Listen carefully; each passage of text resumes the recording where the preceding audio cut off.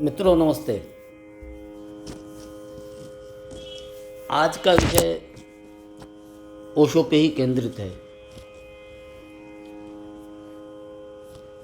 विश्व के जितने महान गुरु हुए हैं उन्होंने अपनी अपनी तरह से ध्यान के प्रयोग बताए आपको।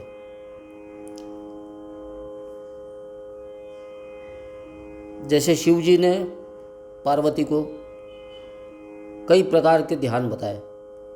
श्वास पे केंद्रित करो ध्यान, ऐसा करो वैसा करो। उसमें से जो एक नाथ संप्रदाय में से जो एक बहुत बड़े अपने संत हुए गोरखनाथ, वो तो बड़े फेमस है भाई। वो बड़े फेमस इसलिए है कि उन्होंने ध्यान की इतनी विधियां बताई, मतलब लोग चक्कर आ गए। भाई गोरखनाथ का तो इरादा चकराने का नहीं था। उनका तो इरादा ये था कि तुम कर लो और तुम जो मैं बात कह रहा हूँ उसको तुम खुद समझ लो। तो खुद समझने के लिए तुम ये इसमें से तो उन्होंने तो 100 के आसपास विधियाँ बता दी।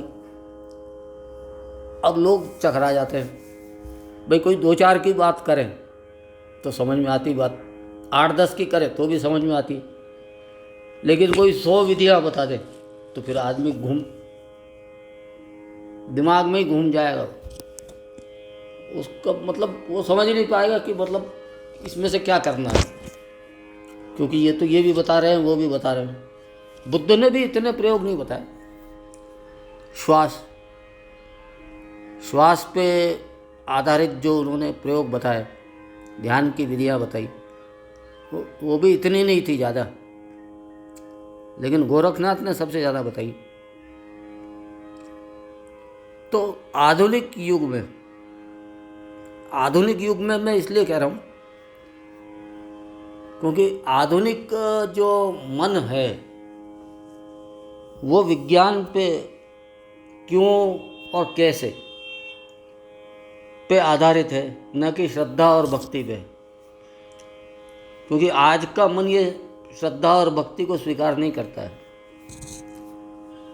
है तो वो शॉर्टकट, बहुत शॉर्टकट है वो, लेकिन उस रास्ते पे जाना आज के मन के लिए करीब करीब असंभव है।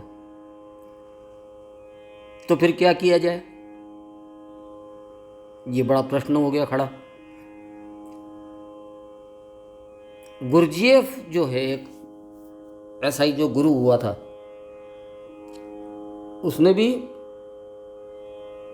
ध्यान की एक ऐसी प्रक्रिया बनाई थी। वो सीधा सीधा ये ध्यान की प्रक्रिया तो नहीं कह सकते थे उसको, लेकिन उसके बारे में मैं शायद कभी बता चुका हूँ कि किसी को कह दिया कि ये खड्डा खोदो,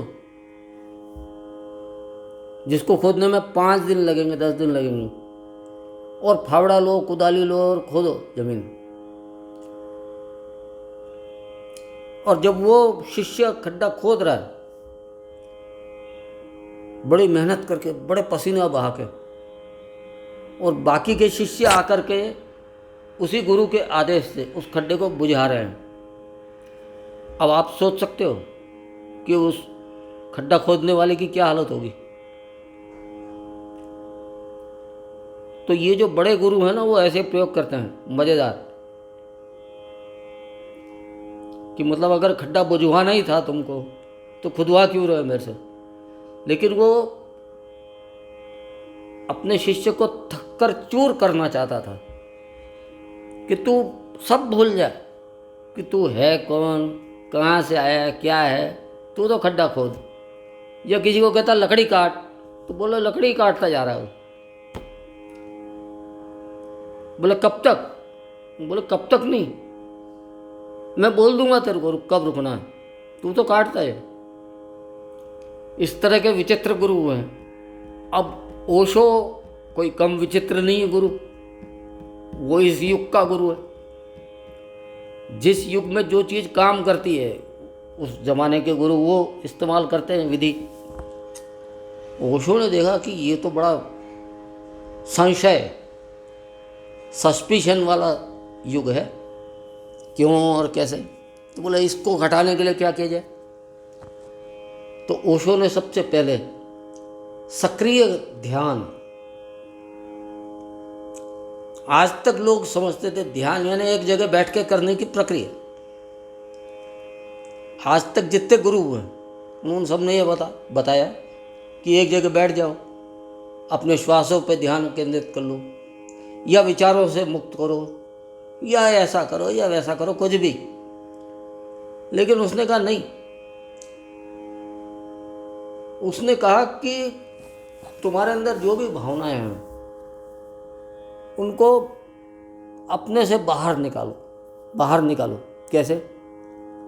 अगर ओशो कहता था नाचो, और नाच के दौरान तुमको अगर किसी पे गुस्सा आ रहा है तो तुम उस अज्ञात व्यक्ति पे घूंसे चलाओ, उसको मारो जितना मार सकते।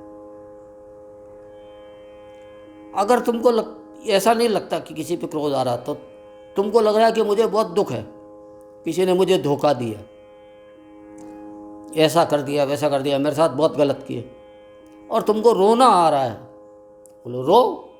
किसने मना किया? मना किसने किया? कोई अगर सोचता है कि मुझे बहुत हंसने का मन कर रहा है तो ओशो कहता है हंसो, किसने रोका है? लेकिन सब निकल जाना दो बाहर। जो तुम्हारे अंदर चीज जम के गहराई तक बैठी हुई है उसको बाहर निकालो, सबको बाहर निकालो, बाहर जान दो सबको। तब जाकर के तुम केंद्र पे पहुंच पाओगे। और ये जो केंद्र पे पहुंचना है,